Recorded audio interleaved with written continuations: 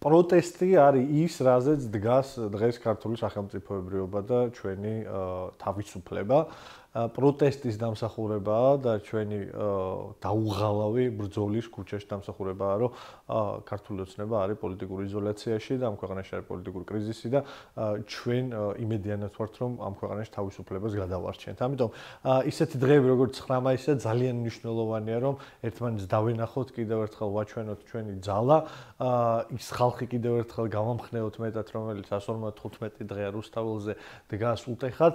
ამიტომ ჩვენი სიმრავლე, ჩვენი ერთადგომა, იმის დემონსტრირება, რომ ნებისმიერ მომენტში, როდესაც დავიძახებთ, ჩვენ თავისუფალი საქართველოს კომაგებს და ამ ქვეყნის პატრიოტებს შეგვიძლია ერთად დადგომა. ამიტომ ძალიან ბევრნი უნდა ვიყოთ ამ დღეს აქციაზე. ლელო ძლიერი საქართველო, რა თქმა უნდა, იქნება სრული შემადგენლობით იქ ჩვენ აქტივთან ერთად.